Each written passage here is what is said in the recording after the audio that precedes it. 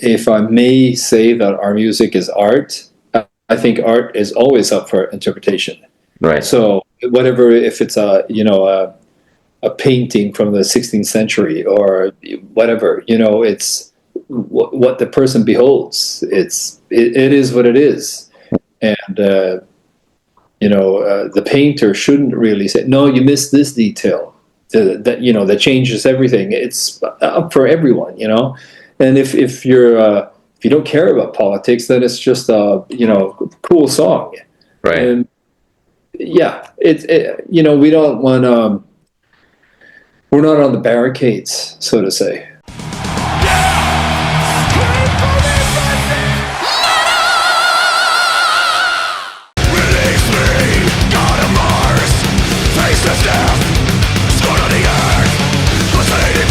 Patrick, it's nice to talk to you again. The Haunted are back, 10th album.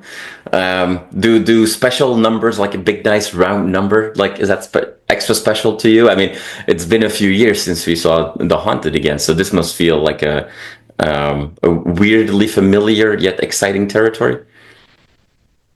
Yeah, we never planned it to be this long. People might have thought that we were inactive, but we've tried to record this album, or get material enough to record the album a few times. We never stopped writing, first of all, but just stuff gets in the way. I mean, of course, we had the pandemic and everything, but none of us live in the same city. We even live in countries, as Adrian lives in London since '99 when he left The Haunted actually to join Cradle of Filth. But there's a lot of different reasons. There's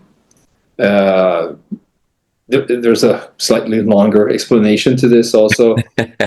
I felt that the last album or the latest album that we did, the Strength in Numbers, that it was a bit it didn't have the Haunted vibe to it, like the first albums. We were a rehearsing band back then, and when you want to purvey, is that the correct word? When you want to, not aggression, but a lot of passion, and the band's leaning forward and so on. It's important to let the band sound like the band really sounds what it sounds like. Mm-hmm.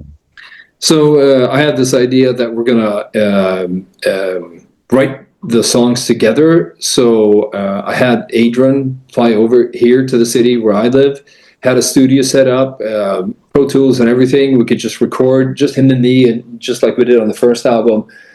And we set up everything. He's going to be here for 5-6 days. After we set up everything, we go home to my place to start fresh the following day. He gets the really bad tummy bug. I mean, it's bad. No.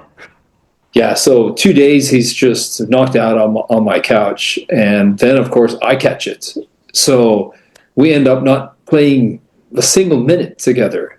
So that kind of took the gas out of the engine for a while. Quite literally. Yeah. Then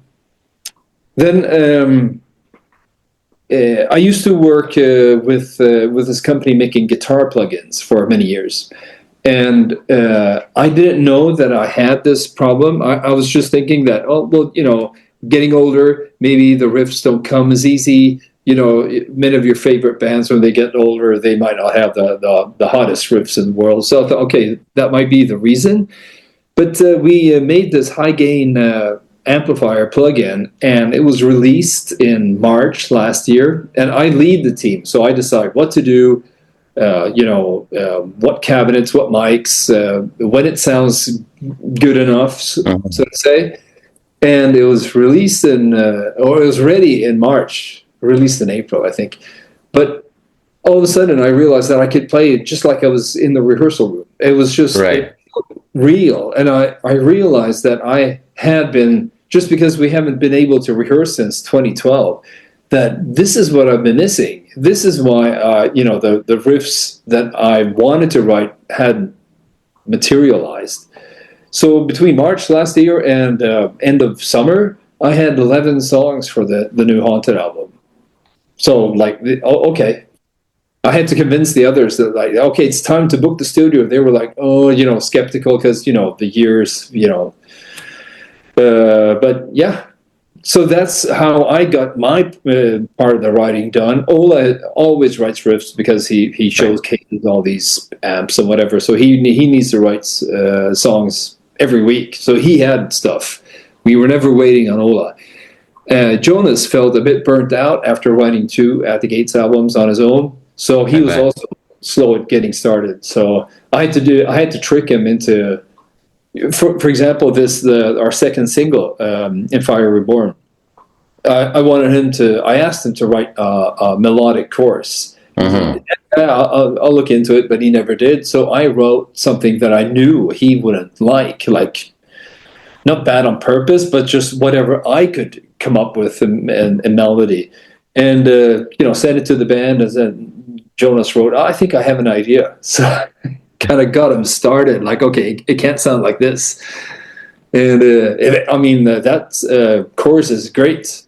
I think that's that song is amazing. So that is the reason at least why I hadn't the material for a new album until now. All of a sudden, and now it's easy to write on the computer. So I already started writing on the next album because why not? So yeah. There you go. The fire is back because you kind of say like. 2 things kind of happened at the same time, it sounds. Number one, the band kind of got that new wind in the sails, if you will, but the rediscovery of your own roots or what have you. Going back to those, you've mentioned the early days a few times now. Let's go back to those early days real quick. Because yeah, you're right. Like In Fire Reborn is one of those songs that kind of hit me straight back to the first 2 albums, maybe specifically made me do it. In those days, I remember we spoke about this the last time I interviewed you. That in those days, Kerry King was asked like, "Oh, who's the new Slayer?" And he said, "The Haunted." And all of a sudden, you had this new wave of thrash metal, and following the Thrash of the Titans Fest, all these old school Bay Area bands reunited, and everybody was talking about the exciting new time for thrash because Death Angel is back and Testament is back and Slayer is back to thrash and all that kind of good stuff. And then all of a sudden there was always The Haunted was looped in that thing as well. That must have been super awesome for sure. But that must have put a lot of pressure in those days on the band, on a newer band. How do you look back at that part of it now? Because now there's always pressure for any band, but I'm like the band has quite literally matured quite a bit since those early days. How different is that? It must have been a weird time when you guys were getting started with this band, and everybody all of a sudden is calling you the new Slayer. Yeah, that first album, we didn't set out to write thrash. The guys, I formed the band with Adrian, asked Jonas to join because Anders was the one that had left At the Gates. So I was thinking, okay, so he doesn't want to play anymore. And also my reasoning was that it's harder to find a good bass player than a guitar player. So let's ask Jonas to join because I didn't want it to make it At the Gates Part 2. Right. But then again, after a while, Anders started to show up, and so he joined. But we never set out to write thrash. It was just maybe something that I brought with me, and the other guys latched onto. That first album made it to number 1 in many, the best newcomer lists, blah blah, and yeah. That wasn't expected. Our album might have gotten some kind of thing started, but it was also the same year that Testament put out The Gathering. So that was also something that really brought thrash back. And we were fortunate enough to tour with Testament in the US. So we were on that first album, and they were on The Gathering, and they had Lombardo on drums. It was good times, man. I don't think we felt much pressure because you have to remember we were around, where I was around 30 years old. Right, yeah. You weren't 18-year-old kids No, and I had done 2 albums with my previous bands. The other guys had done At the Gates, so we were already in the scene, so to say. So we knew we just need to, get our sleeves up and get to work. And The Haunted Made Me Do It was the next album, and I don't think that that album shows any signs of that we were under pressure. We just kept on with what we were doing.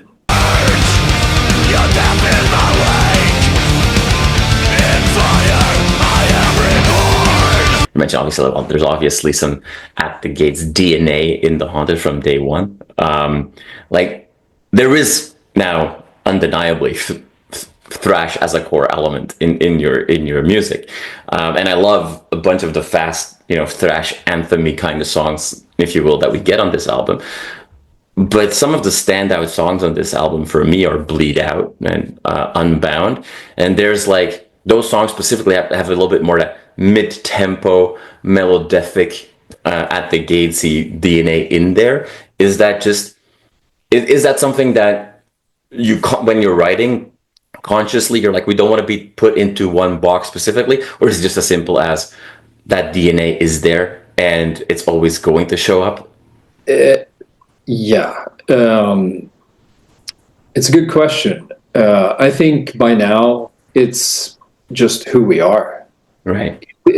I've always said and thought that the best Haunted songs are the ones where everyone collaborates. Mm. So we're 3 main songwriters now, and so for example, in Fire Reborn again. So I did the fast stuff. Jonas does the melodic part, and the solo is out of this world. It's right. Super good solo, and it just makes it for a better song. I wrote the To Bleed Out song, and like I mentioned earlier, with a melodic chorus for In Fire Reborn, I haven't been the one to write the melodic stuff, but just because I had this sound all of a sudden, I'm a lot of dependent on what sound I have. So if I pick up a guitar and I have an amp that sound Caius, it's Caius kind of riffs that comes out. It's just because that's what certain riffs live in certain sounds. Right. But now I can kind of play whatever I want. So I just one of these 11 songs turned out to be a slower melodic song, and I always left that for Jonas and Anders. But this one turned out, it's one of my favorite songs too, actually.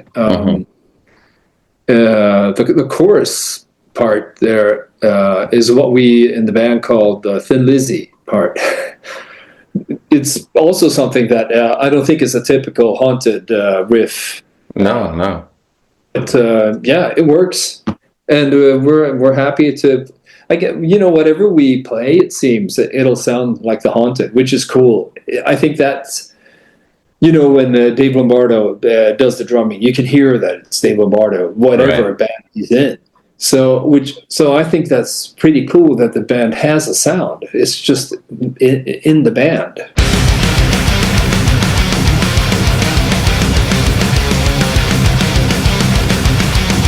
There is a concept behind this album. You've already shared it in other, in the PR statements and in interviews. It's based on those letters of last resort that nuclear submarines carry with them.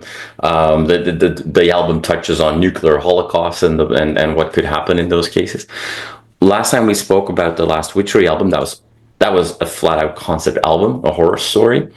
And if I remember correctly from that conversation, you were like, it was great to do a first proper concept album, but I never want to do another concept album because they are extremely annoying as well to do. So is that the reason why we don't get too strict of a concept on this album, or have you changed your perspective on doing concept albums? That is a good question, actually. I will never do another album like that, because it was just, like I said in that interview about the Witchery album, when there's something dramatic happening in the in whatever the story, it needs to be a dramatic, like maybe a fast song or whatever. And if it's contemplating, it needs to be slower, and that dictates so much of what you need to write. So it makes it a lot more difficult. But with this album, it's loosely based upon like an anti-war theme. Mm-hmm. And, a lot of bands, they just sing about the destruction of war, and that's fine. And I guess that is kind of what we do too. There's no political message. It's just like when I happened upon that Wikipedia page about the Letters of Last Resort, it was, the four, I don't know if you've looked it up, but there's four, they were, those letters are, secret. So they don't really know what they say. And, with every prime minister, the letters get burned, and the new prime minister writes new letters. But some British magazine had, found out that there were four options, like retaliate, do nothing, go to Australia and join Australian forces, and the last one, I think, was go to the United States if it is still there. And it was those words, if it is still there, that kind of, a lot of places won't be here anymore. And that was kind of what, set everything in motion to maybe, we are in pretty rough times at the moment. And if we're going to do an album after all these years, and we are in these times, maybe, write an album that has something to say about it, maybe. Yeah. You say, we're not a political band or anything like that. This is a political world, and we are in rough times, and people will rightly or wrongly interpret stuff. And I wanted to ask you, what's that like for you when you write very specifically about war, and you make it very clear, this is our anti-war album, but people might interpret it in a different way. And this happened throughout. As long as art has been created, it's been interpreted and misinterpreted. And when it comes to thrash, I remember talking to multiple people at Exodus, for example, who have this weird balance, because within their own band, they have people on vastly different spectrums of politics. And, according to one band member, War Is My Shepherd is a pro-war song, and according to another band member, says it's an anti-war song. Does that, knowing, I know that you not necessarily want to be a political band or a preachy band anyway, but I know that you have very clear your own morals and the way that you look at the world. Does that keep you up at night, that people might wrongfully interpret a song, that thing that something is a celebration of something when it's really anti? No, because I think if I may say that our music is art, I think art is always up for interpretation. Right. So whatever, if it's a painting from the 16th century or whatever, it's what the person beholds. It is what it is, and the painter shouldn't really say, no, you missed this detail that changes everything. It's up for everyone, and if you don't care about politics, then it's just a cool song, right? And yeah, we don't want we're not on the barricades, so to say. But if you want to read the lyrics, then there is something in there. Yeah, I think having an anti-war theme, it's not a message, so it's more of a theme. I think everyone can agree on that's a positive thing. Everyone just wants to kick back at a festival or in their backyard and listen to good metal. It's not very controversial, at least to me.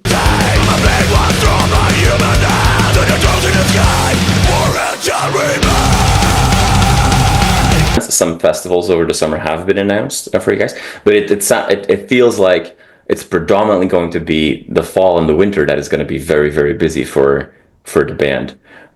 So what can you share for your plans? Because you'll be somewhat limited at festivals what you can do, especially with a discography that it now includes 10 albums. But then we'll have more proper shows coming up later in the year as well. So what can we expect? Well, the problem that we had was, or have, is that when we released the first single in March, no one knew that we had a new album coming out in May. And how things work, especially after COVID here in Europe, that as soon as the festival season is done, that's when they start booking for the next season. So by October, maybe November, all festivals are pretty much booked. And when you announce that, oh, we'll have a new album out before the summer, oh, it's too late. Maybe you can get in on a cancellation slot or something. But so really, 2026 will be the festival summer for this album. Mm-hmm. So even though I've started writing for the new album, if we get everyone going and record it, it won't be out until after next summer. So. Right. Yeah. Okay. So although we have some shows coming already this summer, the fans will have to wait until the fall to have your headline shows, and then the next summer. That's awesome. Now you said earlier, like in the previous question, like, oh, we're not jumping on the barricade necessarily, but you are on the barricade now for yet another return of thrash, if you will. Maybe it's a good thing that we had to wait a few more years for the new Haunted album to come out, because what a year for thrash this is ramping up to be. I know we've got now your album coming out as well. We've had great albums from Destruction, and Warbringer had a great album out as well. A ton of new bands or younger bands that are really blowing people away. Doomsday in the States had a fantastic album recently. Do you, as a fan yourself as well, like, do you keep track of that a little bit? I mean, us metalheads, we love to go down rabbit holes and nerd out over what sub genre is having a golden wave right now. But thrash, after a couple of years that maybe weren't the greatest for this kind of genre, it does feel like something has changed. Like a lot of exciting releases are coming out all of a sudden in a matter of months. Well, maybe it'll play to our advantage that, we waited all these years. Maybe we lucked out like we did with the first album. But yeah, I do check out new music. I don't have a lot of time to do so because I still work with making plugins. Mm-hmm. So I spend a lot of time listening, using my ears. And then when I'm not working, I write music. So I sit another, bunch of hours with headphones on my head. So when I walk the dog or something, I like to just enjoy the silence. But there's a lot of great albums coming out, so it's cool. Yeah. Yet another golden wave for thrash, and the Haunted new album, May 30th, will be a key part of that. Patrick, thank you so much for your time. I really appreciate it. Excited for all the fans to discover the full new album, because you and I seem to agree that there are some songs on the new album that have not been released as singles that are very exciting for everybody to discover. Thank you so much for your time, and I do hope to see you on a stage, whether it's this year or next summer. Thank you very much. Enemy within my iron sights, and stone in hand, a nuclear preemptive strike. You are awesome for watching this video. Click right here to see more content like it, and subscribe to the channel.